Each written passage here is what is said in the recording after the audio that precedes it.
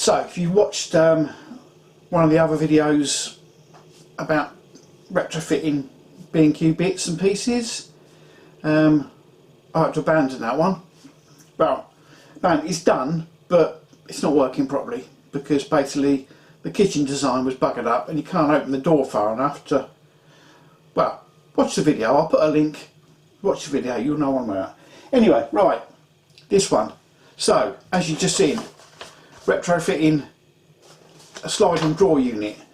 So, first thing, take shelf out, take the hinges off, and then we'll start assembling the unit.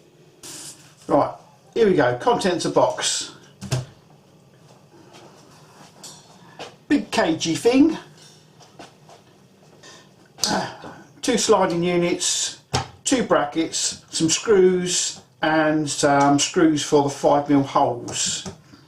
Instructions and a template. Right. Instructions things. Tools needed. Not too dissimilar from the last unit. Looks like they're still using posi and Phillips screws. They can't make up their pissing mind. Have a look at the last video if you don't know the difference, and if you don't know the difference, get a grip. It's about time you did. Oh, you need a pair of scissors on this one. Well, it's funny, you need that to get the box open, or at least a knife. Anyway, right, fits in the box. All the blur, yeah, do this, don't do that, blah blah blah. Right, measurements. We all know what I'm like with measurements, rubbish. So I'll pay attention. And so I've got 305 down, looks like there's a hole there already. That'll be them screws there then, yeah. Screw the brackets on. Right, let's do that then, shall we? Let's have a laugh.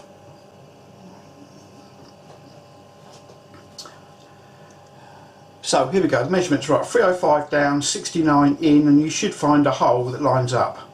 If you're retrofitting this into a non-B&Q cabinet, you might not find that they're going to be there.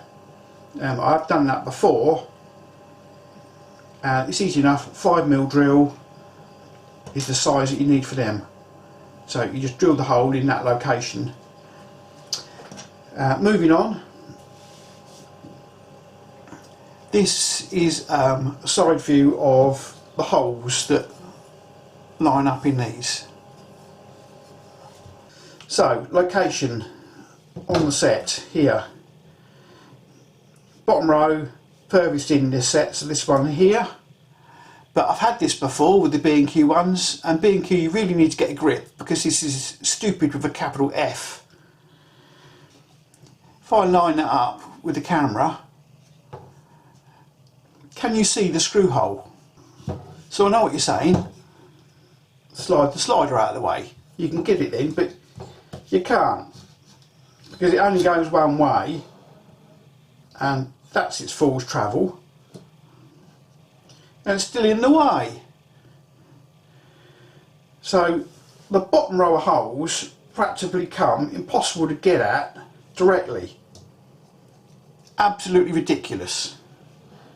And you can't take that off, and that's it, that's the limit of its travel. So you've got to get your screwdriver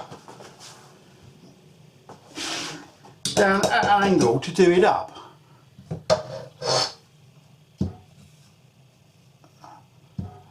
And there you go, that is the angle. Well, it's not the angle, actually it's worse than that because you're starting out here with a screw.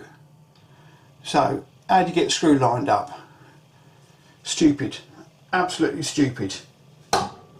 But anyway, somewhere or other you've got to do it, and you can manage it, but you've got normal screws that go in the top, so what I'm going to do is just line them up and just screw the pissing thing on because you just can't get at them properly. It's such a small cupboard, I'm just going to be in the way, so I'm not going to film it. Interestingly enough, it says do not fully assemble cabinet. Well, weirdly enough it said assemble the last one, but yeah, a couple of screws you couldn't really get to with a screwdriver because of the cabinet, because of the worktop in the way. And And this one, don't fully assemble it, presumably because it is easier to get all the screws and things and bits and pieces because the width for the cabinet is only 30 wide. But it's handy when B&Q sell this to you like nearly 8 months, or deliver it nearly 8 months after you've had the cabinet. Good one. It's appalling. Right, anyway, you can do it in place because I've done it. There you go. Handy if you've got one of these. Putting screws in with this is a lot easier, and it fits in there with loads of room, unlike a normal drill. Let me just grab my normal drill. So I don't even know if you get a drill driver in there, which is yeah, you get a drill driver in there. But either way, that's what I've used, because I've usually used a pilot drill anyway. Okay, right. So, what next? It shows you assembling the cabinet, blah blah blah. Right. Brackets on, cage on. Because I think part 2 is just simply assembling the cabinet. Well, sorry B&Q, we've done that months ago. Right, this bit, and then I think it's going to be down to the door. These are quite simple units, these ones. So, hang the cage. Right, cage is in, just simply hooks under the bar at the rear. I like to put the welded edge at the back of the cabinet, just so you've got a nice smooth one at the front. It sounded a bit weird. And then it just pushes down at the front. So there's the cage in place. Right, time for the door. So put your trays in, whoopie-doo, nice and easy. Now you've got to transfer your holes. So doors off, taking the hinges off, and now I've got the transfer on there. It's got all the measurements on here, so just in case you're retrofitting a second-hand unit or something and you've got no access to this, there you go. You can look them up, you can measure, you can put your holes in.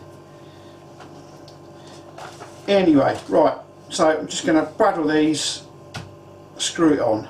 Hands you a tip, just use a bit of masking tape or something to hold your template on if you need be.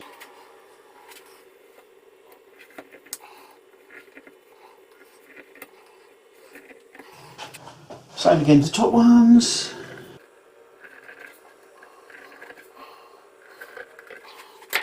Right, use my heels. Got one there.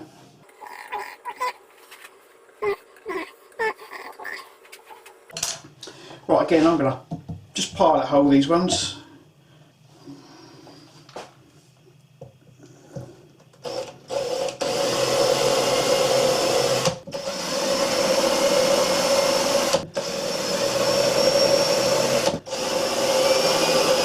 I'm only just breaking the surface, I'm not going in deep really.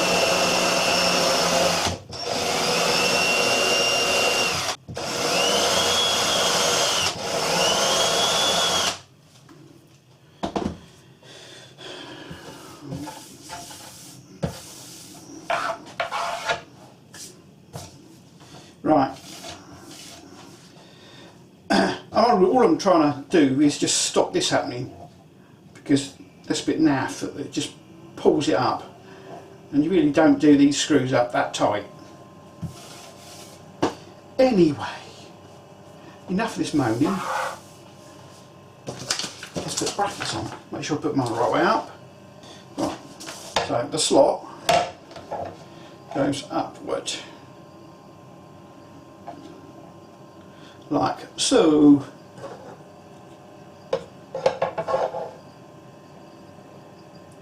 Here we are, right, screw them on.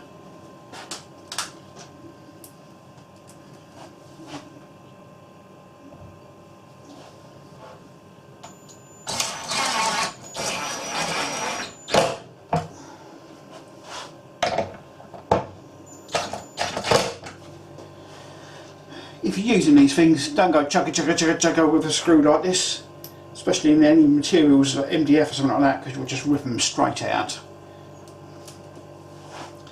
So nice and gently, as soon as it bangs off, stop. You can go back and check them with a manual screwdriver if you like.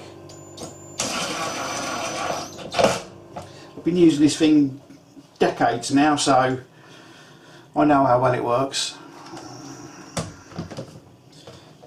Just to prove the point, yeah, see, just tight enough. Don't really want them any tighter than that. That's perfect.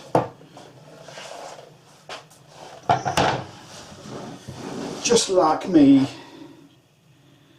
Right, okay, 4 screws left, 4 rolls. That's good. That makes a change.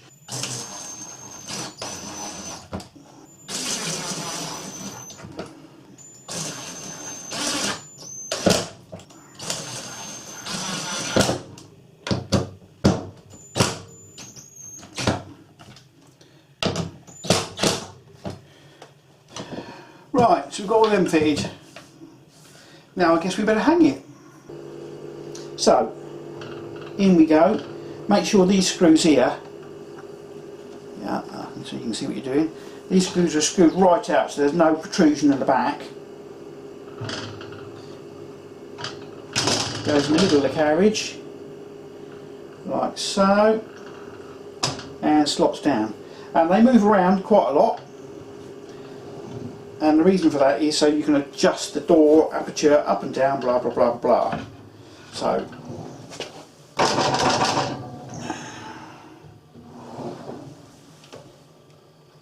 got to slide that in. Try and get the gap right on the door.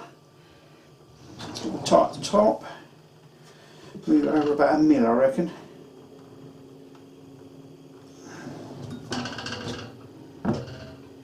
Yeah. I'm happy with that. Check my height. Yeah, so you can see my gap down there is pretty even now, and but I'm a bit low compared with the other drawers here, so I've got to bring it up, which is a simple case of screwing down the top screw, or the screw that points upward.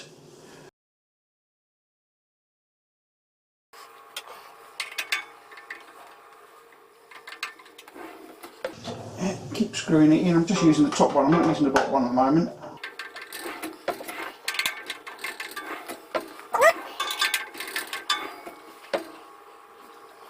That will do for me, in fact.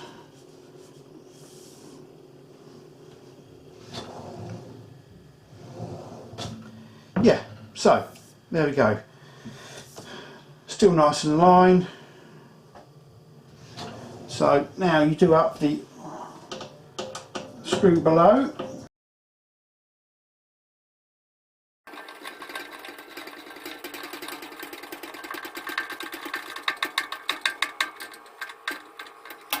So I've just done that screw up. Do it until it goes tight, don't overdo it, no point.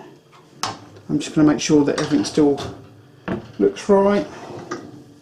Right, and if you're happy with everything, bottom screw, which is there, I don't know if you can see, yep.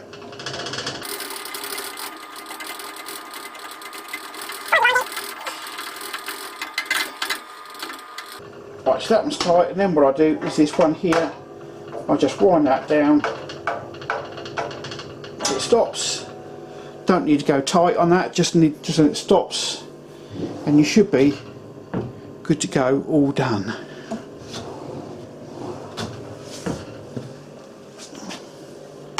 So there you go, quick and easy these ones.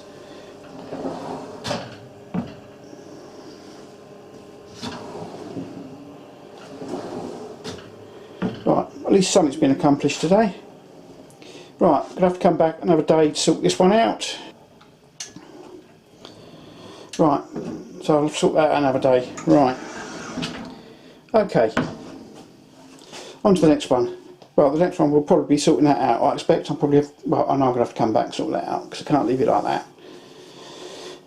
I don't know if B&Q's going to do anything because what are they going to do? Anyway, right. Adios.